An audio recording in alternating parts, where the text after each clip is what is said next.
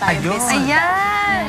Ayan. Yes, sinundo ko pa kasi si Ninang, Ninang dito eh. ka. Siyempre, hindi kompleto ang ating Thursday morning pag wala ang ating official financial Ninang! advisor na si Ninang Riza Matibag Muñoz. Hello! Hi, Hi! Ninang!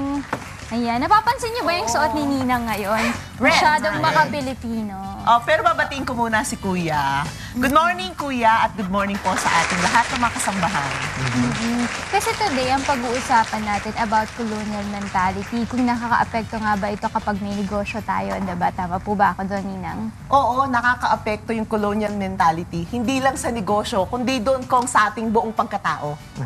Oo, dahil yung colonial mentality, ang ibig sabihin nun ay meron tayong feeling of inferiority. So parang ang tingin natin, mababa tayo, especially dun sa mga dayuhan. Nagsimula kasi ito nung Spanish time na sinakop tayo, parang sila yung mga colonizer natin. Tapos, ang tingin sa atin, mababa. Di ba ang tingin sa atin parang little big brown brother sa mga lalaki, gano'n. Tapos ang tingin sa mga native, mga katutubo. So doon nagkaroon ng konsepto na pag hindi ka mistisa, pag hindi ka maputi, hindi ka maganda. Pag pango ang ilong mo, pag Pinoy ka, pangit ka. Kaya lahat noon, ang gusto, maging maputi. Yon. Parang until ngayon naman, There marami. was a time na inaano pa, baka ay mga Pinoy may mga buntot like monkeys. Ay, oo. Yeah. Oh, di ba? Oo. May little tails down na ano. At tayo naman kasi, ang nangyari sa atin, ay nadala tayo dun sa ganung paniniwala. So, ang baba-baba ng tingin natin dun sa sarili natin. Yeah. Pero yun ang isang dahilan, kaya tayo talaga nasakop eh. Kasi hindi natin ipinagmamalaki yung sariling atin. So, yun ang dapat nating ma-develop. Talagang i-promote natin yung sariling atin. At pagmalaki natin. Kasi kung meron tayong inferiority complex na ganyan, may colonial mentality tayo, ang nangyayari kasi sa atin, nagiging insecure tayo. So, at kailangan natin yon. Unang-una sa sarili natin. At lalo na sa negosyo, sa sarili natin, kung ganon, insecure tayo, parang nahihiya tayo. Hindi tayo kayang makipagsabayan sa mga ibang foreigners, sa mga ibang dayuhan. Ang tingin natin lagi, parang second-class citizen tayo. Kaya yung mga pumupunta sa States or sa ibang bansa, nagpipilit sila na maging Amerikano. Tapos hanggat citizenship maaari, nila, no? I-trade nila. oo, hanggat maaari sabihin nila na hindi ako Pilipino. Especially, kaya nagkaroon din ng American dream. Kasi akala nila, Green pag ano ka pastures. na, American ka na, tapos yung mga Pinoy pa doon, ang gusto merong accent. Kailangan, kung galing ka sa London, meron kang London accent or meron kang American accent. But do you Pero think, Ninang, kasi parang pag sa school natin, I don't know, kasi ako, I experience yung mga pag-aaralan natin lang sa eskwela, yung konti lang ng culture about yung mga Igorot, mga Ifuga, mga ganon, little of that. Kasi can we inculcate yung mga nice products o yung mga ginagawa Pwede per rin. regions na ang gaganda na like what you're promoting, Ninang, di ba? Can that be incorporated in school? Actually, yun ang ginagawa natin ngayon. Kasi nakita ko yung ibang mga learning materials na ginagamit ngayon ng Department of Education. Meron sila, for example, nasa Bicol ka. Ano ang produkto ng Bicol? Pili nuts. For example, nasa Samar ka, sa Basay. Meron silang mga banig na magaganda. So, yun, nakalagay yun doon. So, yung sa mga learning materials natin, ginagamit na yon. So, ganyan yung mga ginagawa natin. Tapos, meron na tayo ngayong yung mother tongue, hindi lang sa pating sa salita. So, pinagmamalaki, pati yung mga dialekto. Kung Kapampangan ka, yun muna ang ituturo sa'yo. Pero hindi naman natin pinipigilan na matuto tayo ng English. Kailangan matuto rin tayo ng ibang lingwahe. Pero ang kailangan matutuhan natin kung ano yung unang salita natin, kung nasaan tayong rehiyon. Kasi lahat naman yun wikang Pilipino. At tapos Tagalog, and then English or other languages. Pero Ninang, paano natin may iwasan yung pagiging, yung colonial mentality natin? Like for example, kasi may mga produkto na wala pa dito sa Pilipinas pero nasa ibang bansa. So ang ginagawa natin, isi-ship natin dito kasi yun yung gusto, tinatangkilik talaga ng mga Pilipino.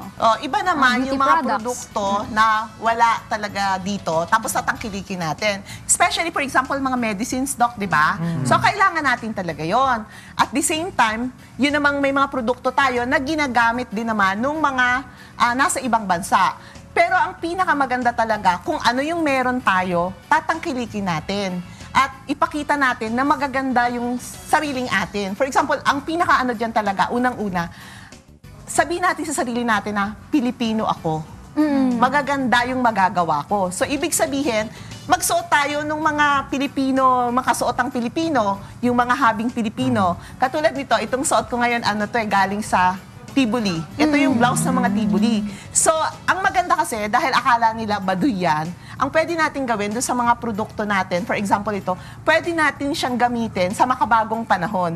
Hindi mo siya teternuhan nung talagang lahat pang katutubo. Gagawin mo siyang Modern. accent, gagawin mo siyang parang With a jewelry. twist na Oo, modern. may modern twist. Lalagyan mo siya ng modern twist.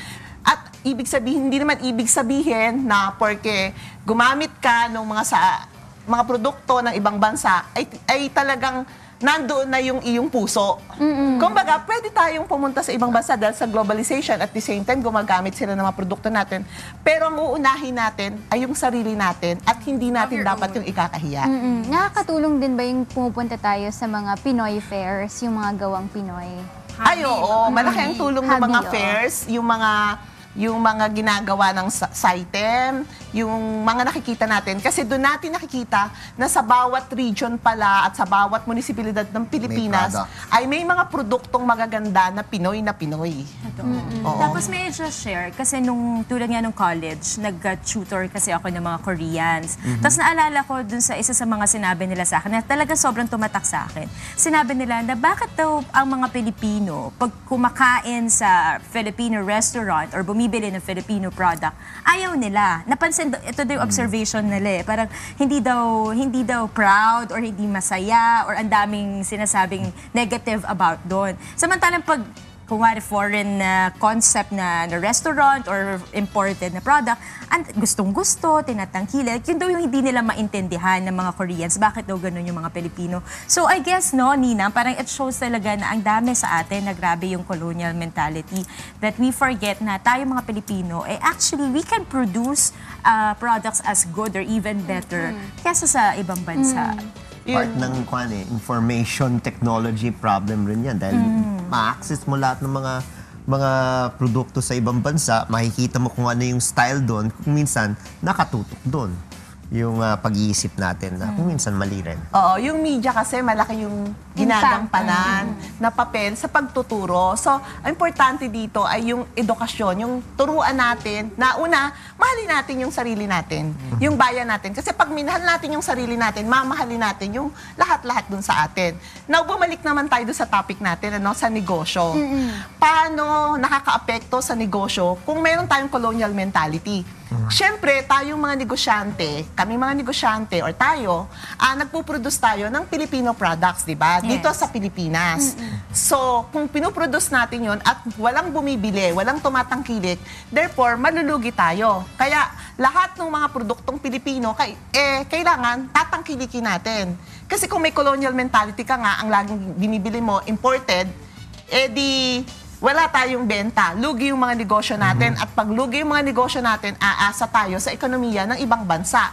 At pag umasa tayo sa ekonomiya ng ibang bansa, then maghihirap tayo as a country. Kaya maraming mahirap, kaya maraming walang trabaho. Kasi kung magsara yung mga negosyo, lalong dadami yung mga mahihirap.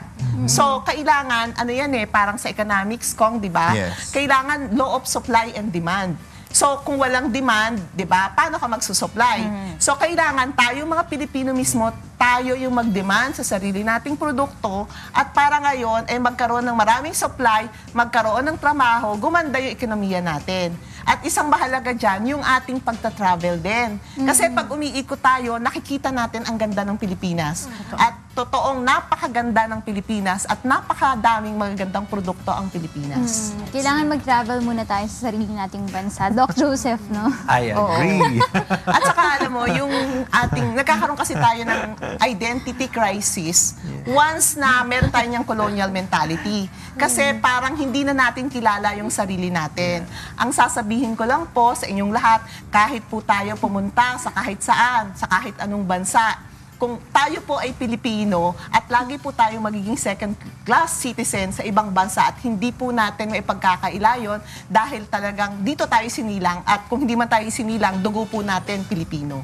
Pinoy ako. Pinoy Pinoy ako. ako. Ayan. Maraming salamat po sa inyo, si Ninang Riza Matibag Muyot, ang ating official financial advisor. Every Thursday po yan, dito lang yan sa Good Morning Kuya. Thank you, Ninang! Thank you.